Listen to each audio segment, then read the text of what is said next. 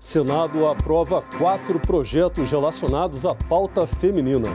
Segue para a Câmara dos Deputados projeto que permite acúmulo de créditos de celular não utilizados. E Comissão de Assuntos Econômicos debate amanhã o comércio clandestino de pneus. Boa noite. Hoje é quarta-feira, 10 de agosto, e o Senado Notícias está no ar.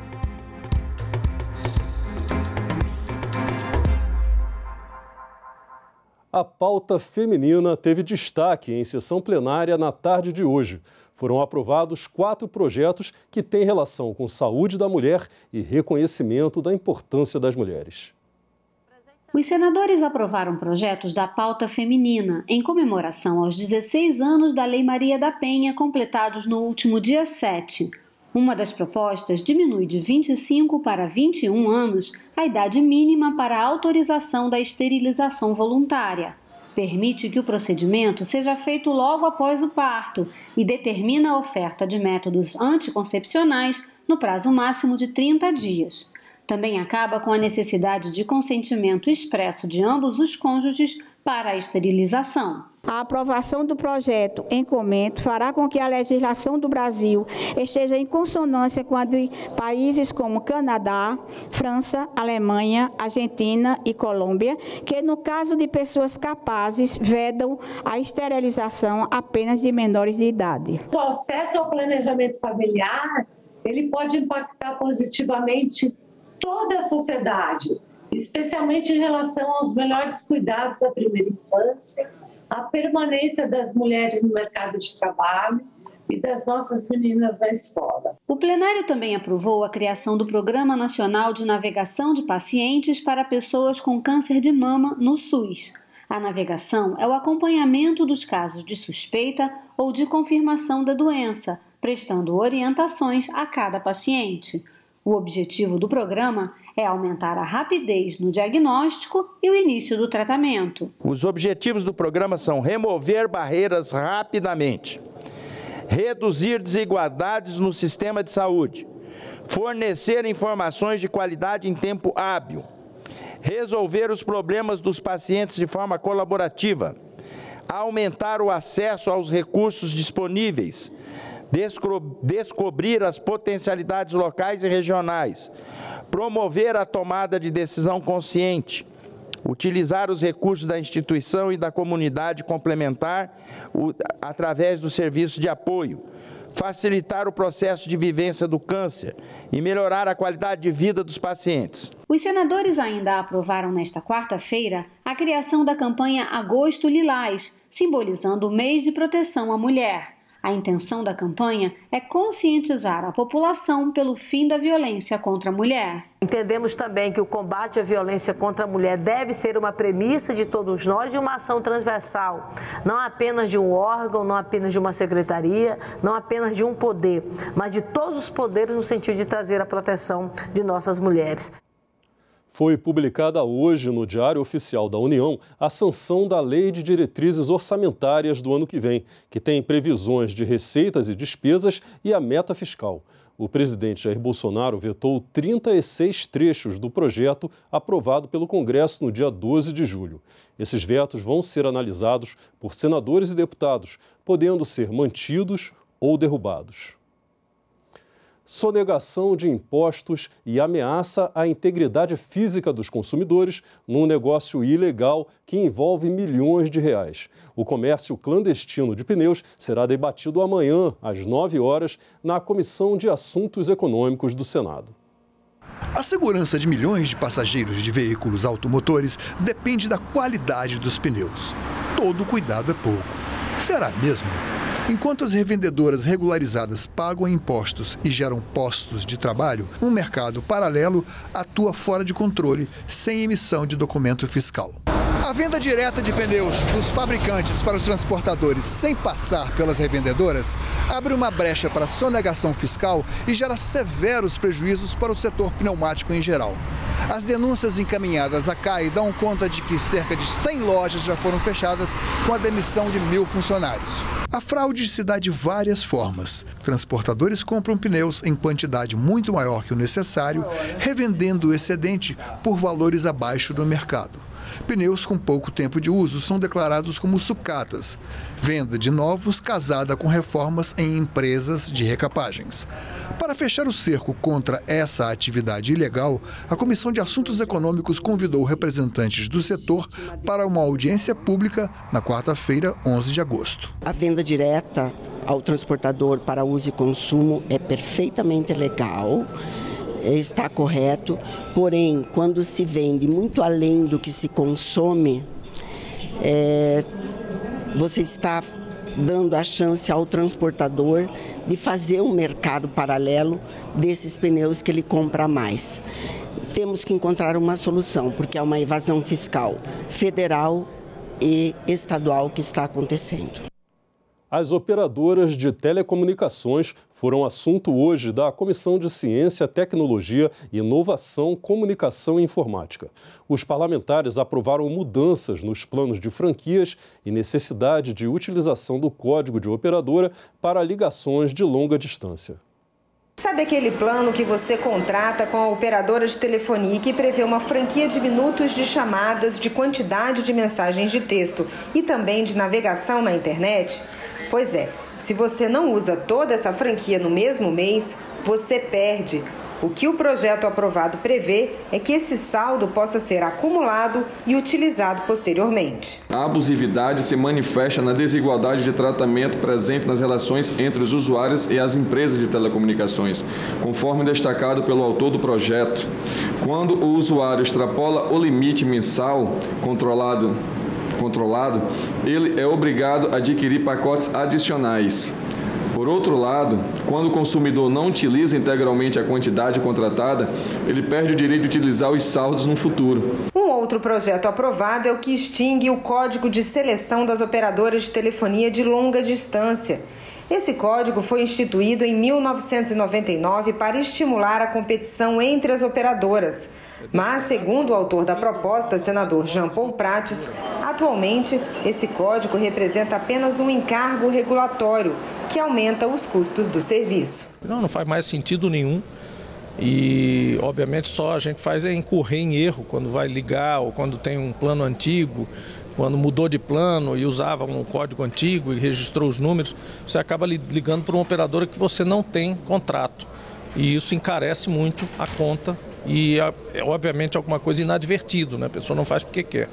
Aquela razão inicial de você ter a liberdade de escolher por onde quer ligar, não faz sentido, porque hoje você tem os pacotes, você tem os contratos, e esses contratos, inclusive, têm fidelidade pelo financiamento, às vezes, até do próprio aparelho.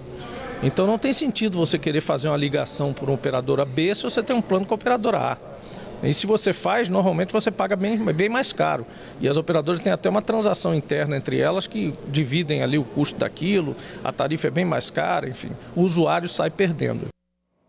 Depois da votação de projetos, a Comissão de Ciência e Tecnologia fez uma audiência pública sobre prevenção aos desastres naturais. Os desastres naturais no Brasil, como as chuvas intensas que provocam deslizamentos de encostas e cheias dos rios, têm causado tragédias que muitas vezes poderiam ter sido evitadas com um sistema de prevenção eficiente. Em audiência pública, a Comissão de Ciência e Tecnologia debateu o monitoramento do clima para a prevenção dos desastres naturais em áreas urbanas e turísticas. A representante do Ministério da Ciência e Tecnologia apresentou um novo sistema já desenvolvido para monitorar o clima. A ideia é que, num tempo aí relativamente curto, a gente possa ampliar a rede de monitoramento de tal modo que a gente tenha informações também em tempo real mais amplo, praticamente aí do máximo possível de áreas de riscos que o CEMADEM tem que monitorar ininterruptamente 24 horas por dia, 7 dias da semana. A representante do Ministério da Defesa apresentou à comissão um sistema de monitoramento das cheias e estiagens na região amazônica. Esse sistema permite, então, que a gente dê condições de monitorar eventos de inundação, tempestades, alagamentos, descargas atmosféricas, navegação, que nós temos um problema muito sério no período de cheia, no período de estiagem também, pois o nosso meio de transporte na Amazônia, a maioria deles é feita pelos rios, então nós temos alguns problemas oriundos desses eventos extremos, o isolamento das comunidades, a problemática com os reservatórios e com as hidrelétricas. Então, esse sistema olhou toda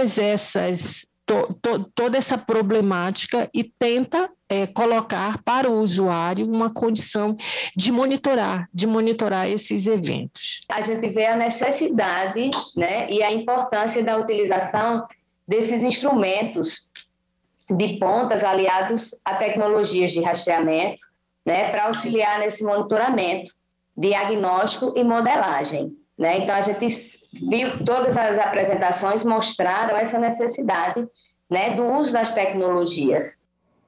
A situação das comunidades quilombolas foi o assunto em debate na audiência pública da Comissão de Direitos Humanos do Senado nesta quarta-feira. A Constituição de 1988 os reconheceu, a eles e a seus territórios. Apesar disso, povos remanescentes de quilombos que enfrentaram e sobreviveram à escravidão sofrem ainda uma realidade de pobreza, perseguição e violência. Os nossos territórios hoje estão com fazendeiro lá dentro, com grileiros, com pistoleiros, famílias e famílias sendo ameaçadas. O que tinha, enquanto política de titulação, de demarcação para as comunidades quilombolas, elas foram esvaziadas. Haja vista o orçamento que se tem, mal a pena dá para o INCRA visitar uma outra comunidade. Há uma luta, há uma pauta, há uma história recente de políticas públicas elaboradas para as comunidades quilombolas. Está faltando resposta efetiva do poder público a questões que vêm sendo apresentadas Brasil afora. Temos, por exemplo, a questão da produção, a questão da agricultura de subsistência. Nós temos a questão da educação, a questão da saúde e entre tantas outras políticas públicas que retrocederam e hoje estão longe do alcance desta população. Com os quilombolas, podemos aprender, por exemplo, o que é ser patriota. Patriota é aquele que defende os bens do nosso povo. Patriota é aquele que produz para que as pessoas se alimentem. Patriota é aquele ou aquela que cuida. E aí, pessoal, eu digo com muita certeza, sem nenhum pingo de medo de errar.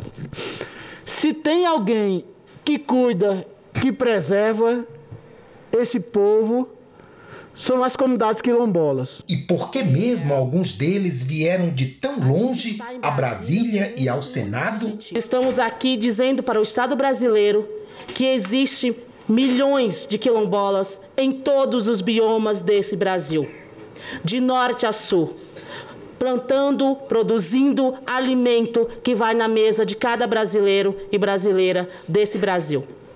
Que a gente faz a preservação do meio ambiente, que a gente cuida da terra, mas que a gente também faz política, porque tem vários e vários vereadores, prefeitos, quilombola dentro dos municípios. Os quilombolas sabem que é hora de luta corajosa, consciência cívica e exercício de cidadania. Nós vamos continuar resistindo. Cabe a nós agora repensar quem vai vir representar o povo quilombola nessa Casa de Leis. O presidente do Senado, Rodrigo Pacheco, recebeu na residência oficial o ministro das Relações Exteriores, Carlos Alberto França, nesta quarta-feira. Eles conversaram sobre o papel do Senado na colaboração para a política externa brasileira e sobre a programação para a votação dos nomes de embaixadores que serão sabatinados. Outro assunto tratado foram os preparativos para as celebrações do bicentenário da independência do Brasil, em setembro. Um número recorde de votantes de todo o país vai escolher o presidente da República, governadores, deputados federais, deputados estaduais e senadores. No Brasil, o voto é obrigatório para quem tem 18 anos até completar 70 anos de idade. Mas você sabe o que é voto facultativo? Eu voto porque eu tenho o direito de votar e não posso deixar as pessoas reclamar por mim. Quem tem que falar sou eu. Assim como Dona Norma, quase 15 milhões de pessoas com 70 anos ou mais estarão aptas para votar este ano. Um aumento de 23,8% em relação às eleições de 2018. Elas e eles querem fazer parte da história. O voto no Brasil é obrigatório desde 1932. De lá para cá, o voto de quem tem 18 anos até completar 70 é uma obrigação. Quem não cumpre fica sujeito a multas e punições administrativas. A facultatividade do voto para os maiores de 70 anos, ela se embasa no princípio de que as pessoas na melhor idade já cumpriram com o seu dever cívico ao longo dos anos, lhe conferindo este poder de votar ou não, essa decisão na escolha de participar do processo eleitoral ou não. A tentativa mais recente de introduzir o voto facultativo, uma proposta de emenda à Constituição, foi arquivada em 2017. Mas o debate continua.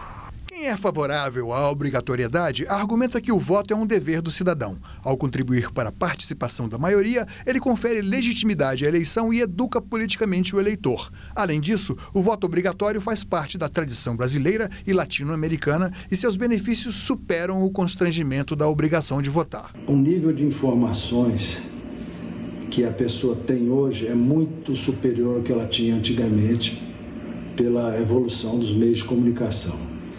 E existe também a questão do aumento da sua longevidade, que quando essa legislação foi implantada, era bem abaixo, 10 anos a menos do que hoje em dia ela é verificada. Quem defende o voto facultativo lembra que votar é um direito, não um dever, e assim é adotado nos países desenvolvidos e de tradição democrática. A qualidade melhora com eleitores conscientes e motivados. E mais, o voto obrigatório não gera cidadãos politicamente evoluídos. Por outro lado, seria um erro considerar que nossa democracia ainda não evoluiu para adotar o voto facultativo.